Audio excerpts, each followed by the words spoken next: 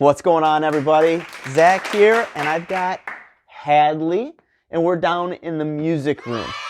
Since my channel has finally started to kind of take off a little bit, I've actually had several people write me, ask me questions about my setup and what I'm using and what I edit with and all the other little things that are involved with doing some of my drum videos and my drum covers. So, on this nice leisurely day, I thought we'd just take a stroll through my music room here, and I just kind of walk you through what I personally am using and what I do for some of my drum covers.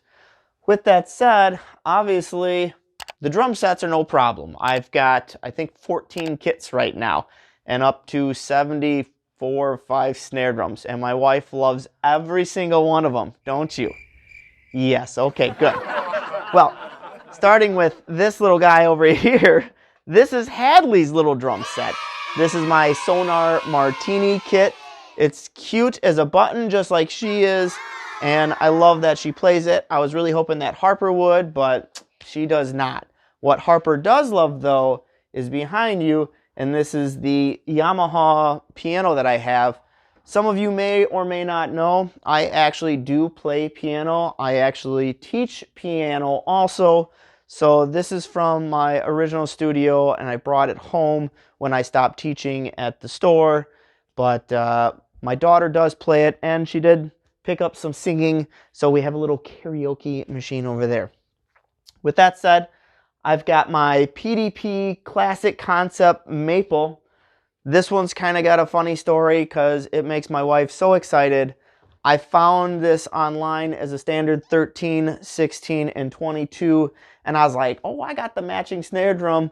So I picked this drum set up thinking that I would just quick sell it and flip it, and then I fell in love with it.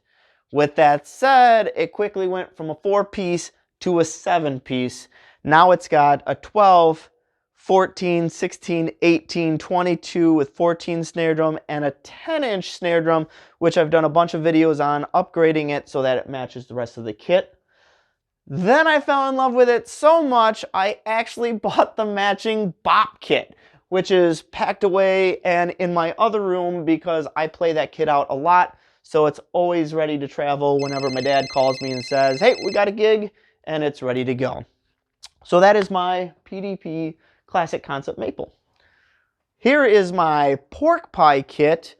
This is one of my favorite kits because this was a baby gift to myself. This is my first drum set that I've bought brand new. I called Bill directly. He's the nicest guy ever if you've ever worked with Bill. And I was at the time about to start this new band. I was telling him what I wanted, and we both came up with an agreement on what I wanted and my budget, and voila, I now have a 9-piece pork pie zebra rosewood maple kit. 8, 10, 12, 13, 14, 16, 22 bass drum, 13x7, and 10x6 popcorn snare drum. I absolutely love this kit. One of my favorite things is inside the popcorn snare drum, he actually wrote a wonderful message to my daughter. It says, welcome to Harper Pearl and Zweifel, and it just means the world to me. Over here, we have one of my monsters, and this isn't even my biggest drum set, but I won't even get started on that because my wife wants to kill me that my biggest drum set and favorite drum set is not even here at my house. This is my 13-piece PDP X7 kit. This is probably one of my daughter's favorite kits. It's got 3 bass drums, 3 snare drums. It's got 1, 2, 3, 4, 5 toms, 2 timbales, and it lights up. So they really love that. It started off as just one X7, and then obviously I added a second X7. I did a SNOM conversion, which you can find that video, which is really cool. And then I've just added to it from there. Behind me, though, is one of my most near and dear favorite drum sets that I will never part ways with ever. This is my very first drum set. This is my Sonor kit. I got this when I was 5, and unfortunately this is the big year for the 4.0 for me. So this drum set here is 35 years old. I still play it to this day. I absolutely love it. It's set up though with all mesh heads and L80 cymbals so that when my kids or my wife have headaches or are sleeping, I can actually still practice down here and not drive anybody nuts, and I absolutely love that. I'm not using the bass drum though. I've got just a practice pad on there because the mesh head did not do well with my double bass and I broke it. So I've just got a practice pad on that, but it's set up real nice for that. Behind me, you can obviously see I've got 2 Sabian cymbal display racks. I actually own a 3rd one that's also filled with cymbals, and I really need a 4th one. Yes, I do, because there's more cymbals on the floor that do not have a home. Or maybe I just need less cymbals. Nope, no one ever needs less cymbals.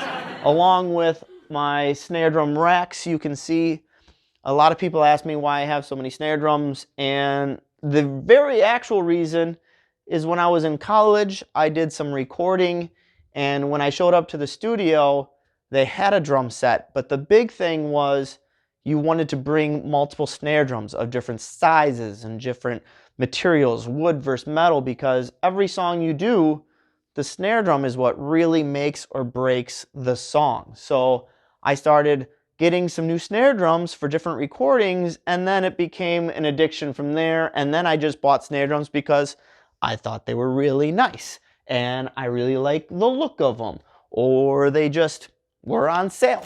So that's part of my snare collection.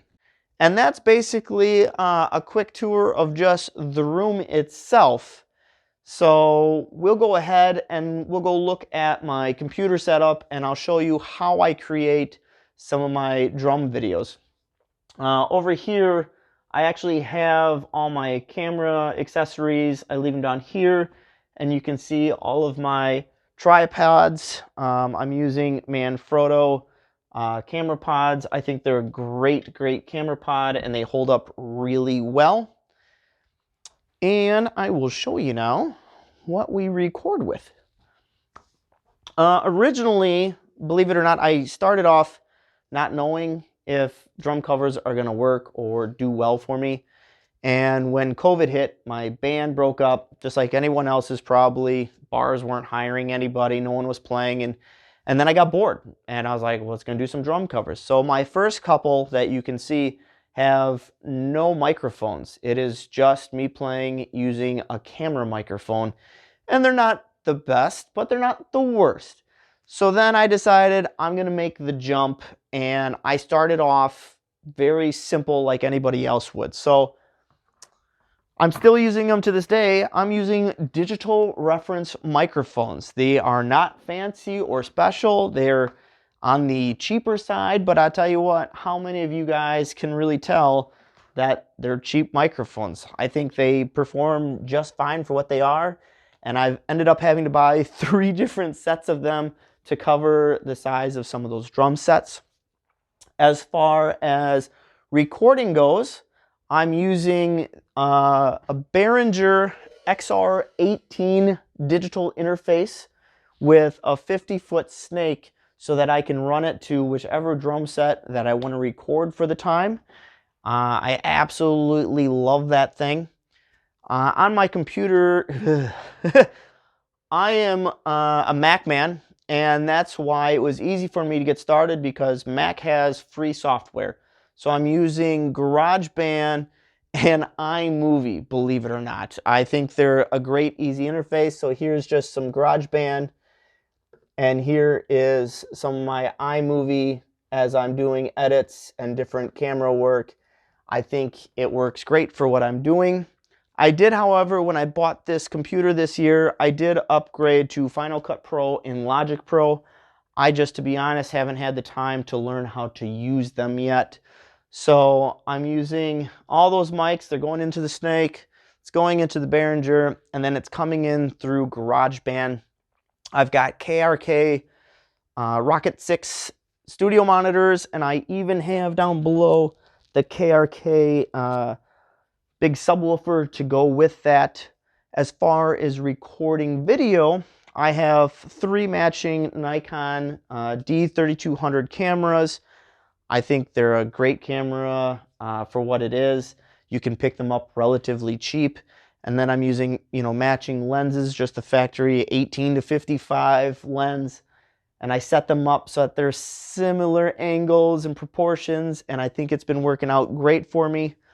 As far as like in-ear monitors, I've got some KZs. They're fairly cheap. They're off of Amazon. But I'll tell you what, I think they've been really great as far as an in-ear monitor goes.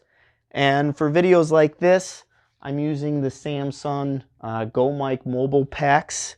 So you can hook those up to, like right now I'm recording off of my cell phone, or else other times I stick it into my camera, and then I link up all my video and my audio right here in iMovie. So, if there's any specific questions and you want me to do a specific video on like how do I use 3 cameras in iMovie, that's a real pain in the butt. But I make it work, and it takes a little while, but I do it, and I do it well. At least I feel I do it well. And then GarageBand, if you want to know how I'm doing anything in GarageBand, just put it down in the comments, and I'd be glad to either do a whole nother video with a more exact approach, or I'll just answer all your questions down below. Other than that, I really truly want to thank anyone that, is following my YouTube channel, that likes all my videos. You're a subscriber. You hit the notification button. You like when the new videos come out. You ask questions and leave comments. It's really appreciated, and I can't thank you guys enough. So this is just a quick, small tour of my music room. If you have any questions, like I said, put them down below, and I'll be glad to answer them. Thanks for watching.